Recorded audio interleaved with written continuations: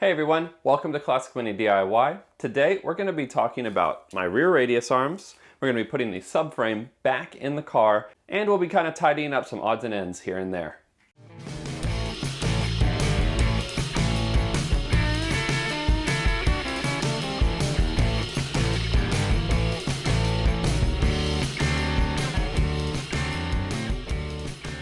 Okay, so now to get started, what we are going to be looking at today is the radius arms that came off of my car.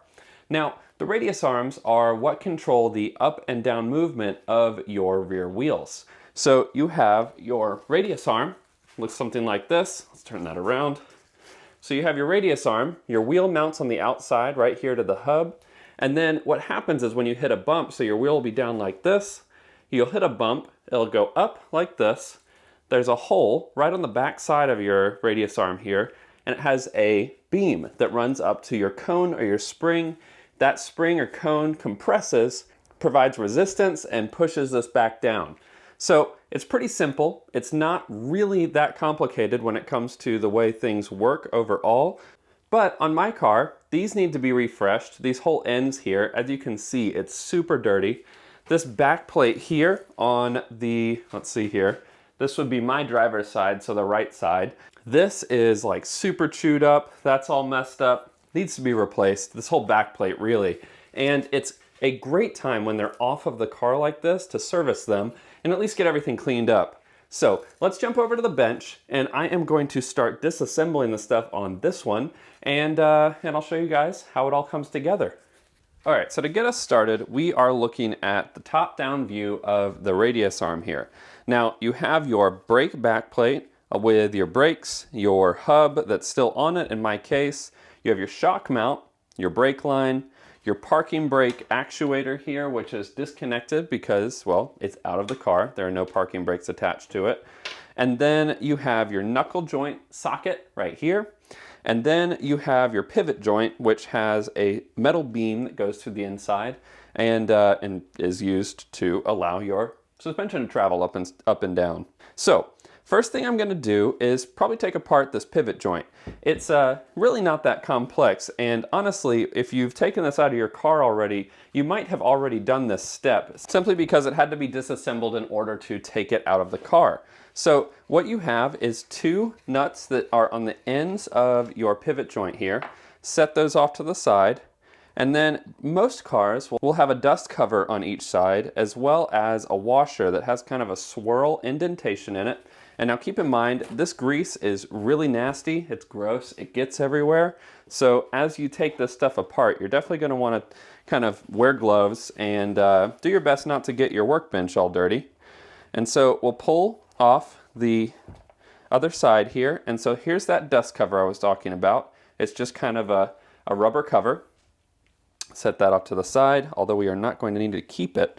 And then your pivot joint should slide right out of the race here. Now, if you take a look at this, and this is in actually pretty good shape, there's some pitting in mine, so I am probably going to replace this. However, overall, it's actually in pretty good shape. So the way that this pivot joint works, well, that didn't make it any cleaner. The way that this pivot joint works is you have a grease nipple on the end here, and then as you pump grease into it, it comes out the holes on your actual shaft and greases the inside of your pivot. And this is what allows your suspension to travel freely without generating too much heat and without generating really any problems. So as you can see here, I'm going to go ahead and wipe all this stuff down really well. Now this was coated in the Pour 15 almost, let me think here, at least 5 or 6 years ago. And I drive my car really regularly, and check out that finish. I mean, granted, this is not like a showroom finish on the outside of your car, but holy cow, it held up really, really well. Now, I'm sure it helped that it was constantly coated in like grease and fly off from this pivot joint. That said, still really good shape. But the parts that had less of that coverage of the grease flying off of this pivot joint down here even are not that rusty. Most of it is rust on the outside of it, which is something that we can actually just wipe away, so it didn't actually get through the finish. That rust must be coming off of this back plate here, which isn't surprising because that back plate is in really rough shape. Now, right at the end here, you have your knuckle joint, and what sits down in here is a knuckle joint. And I set it off around here. This is what it looks like. It gets set at the end of your trumpet, which in stock cars is a long post that mounts directly to the cone. Now, a lot of people will change these out for high-lows, myself included, and what that allows you to do is adjust the ride height on that trumpet where the cone mounts on the end here. I would show you that trumpet, but they're off at the powder coater right now, so I don't have a good way to show you. But the general idea is that you have your knuckle joint here, you have a long post up to a high-low, which is this right here, and then on my car I've got springs, and this is what allows you to adjust that ride height. Pretty cool stuff, pretty straightforward. Now when you have this apart, there is a plastic cup that sits down in the socket here, and we'll take mine out and look at that. That thing is just fallen to pieces, which is totally normal. This is a wear point, and these are things that often need to get replaced. This is also one of those things that I keep in stock around the house because it's a super simple thing to replace out and get a new one in there. But once we clean this, that's definitely going to get replaced. These are available on 7 Mini Parts. You can check those out. There is a link in the description. So next up, we're going to take this little parking brake bracket off. Now this bracket is actually meant to move a little bit. This is where some people can get kind of confused, and if you over tighten this when you're putting it back together, your parking brake isn't going to work the way it should. There's a small notch on your parking brake cable that sits down in this notch right here. So when you pull your parking brake up, this gets pulled. You can see the actual brake presses out. See that there? And the cable pulls this, and this whole joint moves. Now, there are some really cool alloy replacements for these. I have thought about replacing mine. These are actually the original ones that went on the car. At this point, I'm probably just going to keep them and paint them. But if you're interested in replacing this with some sort of billet or anodized version, they do sell these on 7 Mini Parts. I think that it's actually a CAD, a CAD product, and they're pretty slick. There we go, got that off. Set that off to the side and we can keep cleaning. Now for this part of the job, I'm really not looking for like a showroom clean. This stuff is, under the car all the time. I do want it to be clean. I don't want it to be rusty, but I also am not super worried about making it absolutely 100% perfect.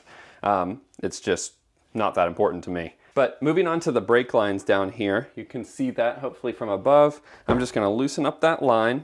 And this is coming off because I'm gonna take this whole back plate off. I gotta get a new one. It's in really, really rough shape.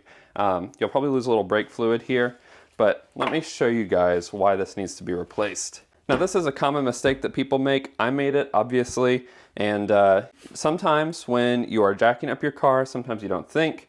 In my case, that was my problem, and I set the car back down on the ground without a wheel on this, and this got bent. The whole weight of the car actually sat on the back plate, which isn't ideal because this back plate's really not that structurally strong. It's not made to hold that much weight.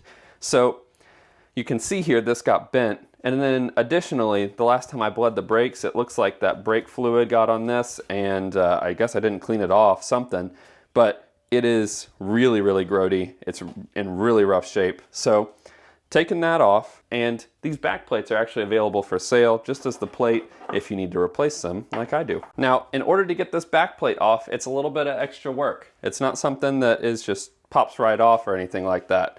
The brake pads, however, do. So you'll be able to pull these brake pads apart. You might need a little pry bar since it's not on the car. It makes it a little bit harder to get these off.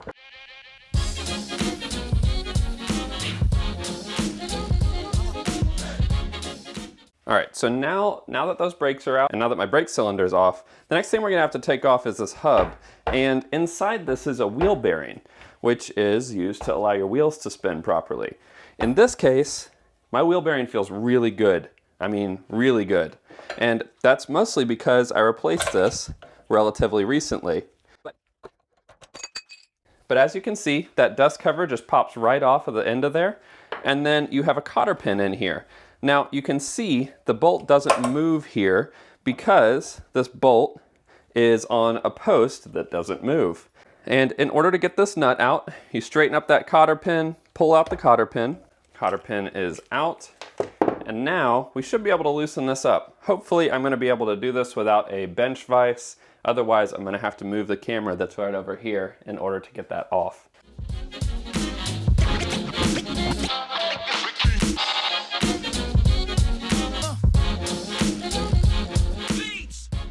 All right, so now at this point, if your wheel bearing isn't seized on there, hopefully, in my case, you should be able to get all this stuff out pretty easily. And you'll want to keep this as clean as possible while you're working on it because, well, it's your wheel bearing. And if you get debris in there, it's not going to work right.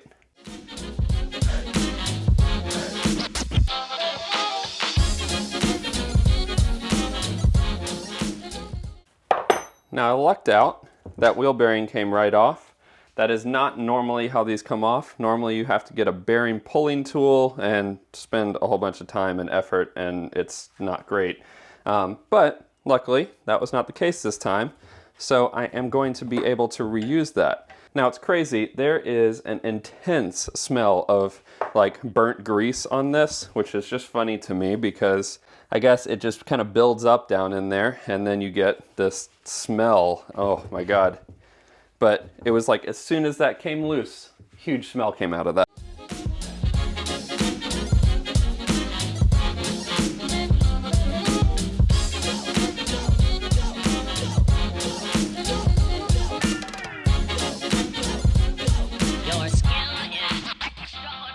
All right, and that plate should slide right off of here. And there we have it, one plate removed. And as you can see, it's super rough. It's rusty, crusty, bent. It's going to be good to get this replaced. And now we have a bare radius arm. Now this post does not come out by yourself. Like you don't take this out here. That's something that has to get replaced by the machine shop. It's just the nature of the beast. And then aside from that, you can set this off. If you need to paint it, you can paint it now. Keep in mind that if you are replacing this pivot joint, and after some additional inspection, this pivot joint's actually in great shape. There's no pits in it. I thought I saw some earlier, but they're in good shape. The dust cover that comes with it is also in good shape. So I don't see any reason to replace that. I'm just gonna go ahead and put it back in once it's all done. But there are small races that actually get machined into this radius arm if you have the replacement kit. Thankfully, I don't need to do that. But if you did, that is something to take into consideration. The replacement kit is super inexpensive. You can see it on 7 mini parts, but machining something in could be an additional cost that you just need to consider when you're doing this job. Okay, so the next thing that we're gonna do is address the drive shafts that came from Paul Jeffries.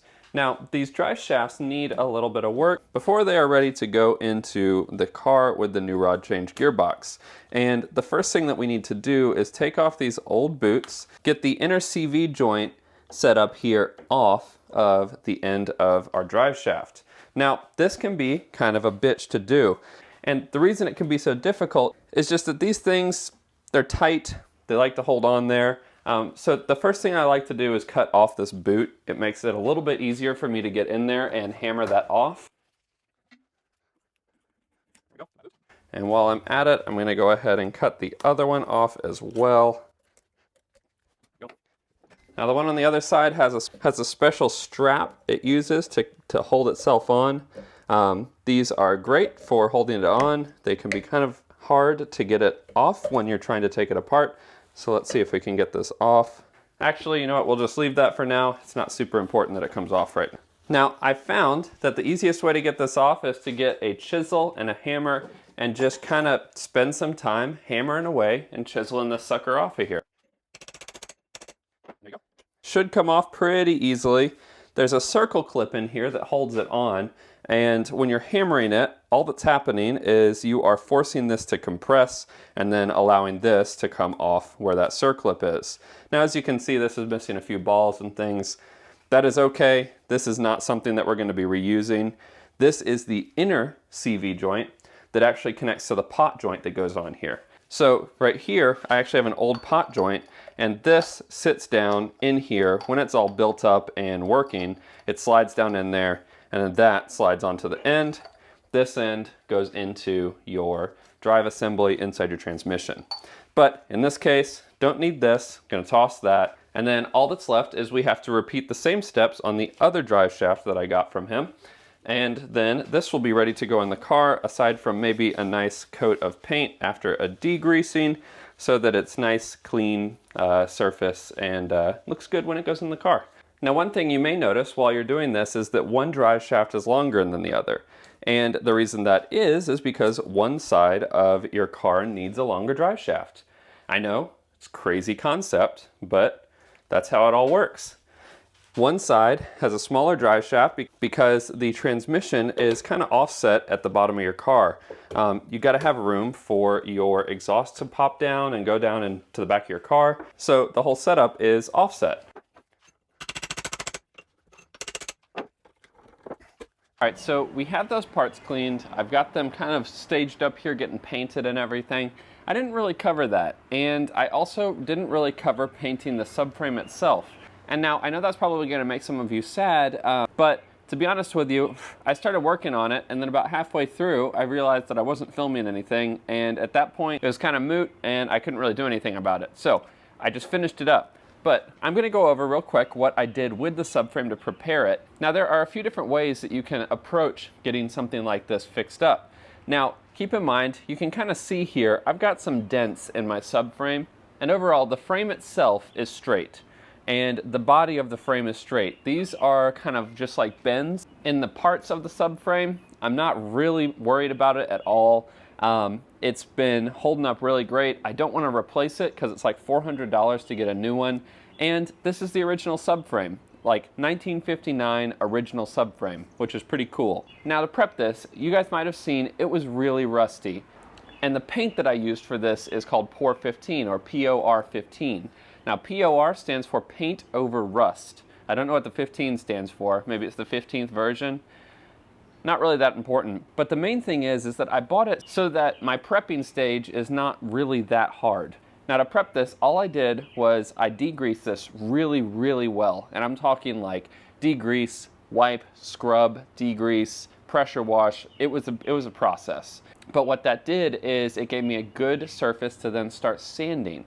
And so I took my angle grinder with a wire brush attachment and I brushed down everything. And the majority of it went down to bare metal. But for those parts that didn't, it wasn't like lots of crumbling surface rust. The key with POR is the rust that's on the metal piece that you are working on isn't flaking, there isn't a lot of debris in it. So it works best when it's simply surface rust that you couldn't even wipe away with your finger. Now, additionally, I used a metal prep that was provided by POR 15. It's really good. It creates like a really nice etched surface for this.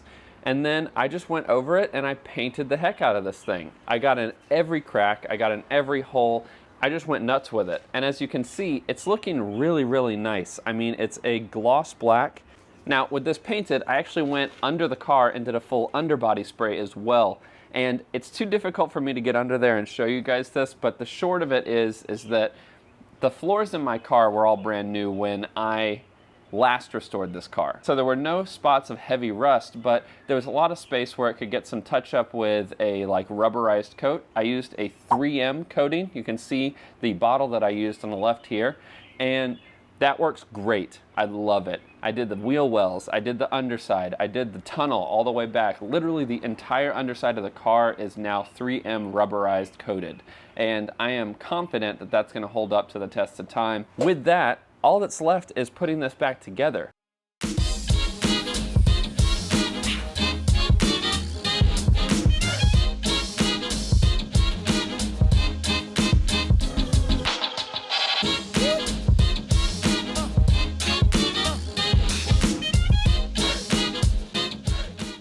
All right, ladies and gents, it is time to put the rear subframe back up and in the car. Now, this process is pretty much the exact opposite of what we just did when we took it out in the last episode. It's super simple. All you have to do is evenly lift your subframe back up and into place. There are 2 bolts here, there are 2 bolts on the bottom up here, and then the same thing on the other side. Now, I strongly recommend getting new hardware for this. And let me tell you guys, there's nothing sweeter than a bag of fresh new nuts and bolts. It's wonderful. So I'm replacing these with all grade 8 bolts, which is going to provide me the strongest and tightest connection between the body of my car and the subframe. And that's really all there is to it. Oh, one other thing is I did purchase a set of purple poly from 7 Mini Parts, and this purple poly is very rigid. I don't think it's going to be too bad in the back here since there's no engine vibrations back here. I think that if there was going to be something that was rough on the ride, it would really be the struts or the shock absorbers or the actual springs or cones used. So these are going to be going in between the connections on the end of the subframe. I'm going to bring it back here, I'm going to put those on there, and then I'll show you guys before I lift this up. All right, so here we have our freshly painted subframe with some sweet new fuel pump AN lines on it. Let's see if that's a good shot for you guys. Yeah, that's perfect. So on one side of the subframe, you have these posts that are already on the subframe, and you simply slide your poly onto that. Then you have your mount that goes onto this, and then you slide this onto the other side. Some people also will take this poly and put it on the mount first, which works too, and then you can slide that on the back of your subframe. So the way that you can tell this is the back, so this is the top side of the back end of the subframe. And the way you can tell that is there's a small hole right here that faces out towards the back. And then you have hole mounts for your exhaust on the back here as well. And that's pretty much the easiest way to see which side is the front and the back. I mean, if you look down at the bottom here, it does look a little bit more robust on the front, but that's not immediately obvious for someone who hasn't worked with this before. So what I was talking about before is this is one of the mounts. Now my car has 4 mounts shaped like this. This is the early style mount, but the later cars have one that has 2 sides that look like this side right here. Pretty straightforward, but that's what your mounts look like. Now the way these mount onto your car can be a little bit confusing, and I actually had to look it up because I couldn't remember. Now if you have the early style, which have 4 of these mounts that look like this, the way that it works on the back of your car, this smaller side is going to face the back of your car, and then the bigger side is going to face the front. If you have the new style, which have the 2 big ones, you'll put your bigger one on the front here, it'll match right up. If you have the early style, like I do, the way that I did this before is I had them mounted like this with the small side facing down and the big side facing up. I think that that is the best way to do it. I'm honestly not totally sure. I'm sure somebody will tell me if I did this wrong. So what I'm doing right now is putting these back on the back side of the subframe, and I'll put the bolts in for the front side of the subframe as well here in a minute. Now let's take a look at the front side here so you can see the front is a little bit different than the back. So the front side has a gap, an opening right here. And what goes in there is the actual post mount for your front subframe. And it looks like this. Has 2 holes in one side, nut on the other, a nut will go on the other. And this goes on the side here and ultimately passes through and into the other side of your subframe. Now, as you can see, that bottoms out, and that's because your mount needs to go right there. So we're going to grab the other mounts, and we are going to loosely set these in. And there you go. We've got them set in there, and I'm going to go ahead and put a nut on the end to hold it on there so it doesn't come off. But we'll tighten these up fully once it goes back on the car. I want a little bit of motion, a little bit of pivot that I can use to kind of coax these into place before I fully tighten it down. Now the nuts that I'm using are nylon locking nuts. It makes me feel a little bit better knowing that there is some extra locking potential in there holding these in. Keep in mind that you should still use a washer. You should always use washers on your bolts, because if you don't, that's a fast track to losing a bolt and having a failure of some sort. So strongly recommend always using a washer. Now just to give you guys a close-up, on the side that faces the back side of your car, there is a bigger, thicker washer that you use. This is going to retain those poly bushings a little bit better than anything else would. And then these are the grade 8 nuts that I'm using in order to lock and tighten this down. As you can see, they're the nylon style lock nuts. Now for me, I have to do this with 2 jacks because I am part of Sergeant Pepper's Lonely Hearts Club, and I have no friends who will help me with this right now. But the true easiest way to do this is with a friend of yours. Have them come out, see if they're willing to help you lift up a subframe. And honestly, I'd probably still use 2 lifts, but as you can see here, this gives me the flexibility to lift it up into place and kind of adjust it as I'm doing that.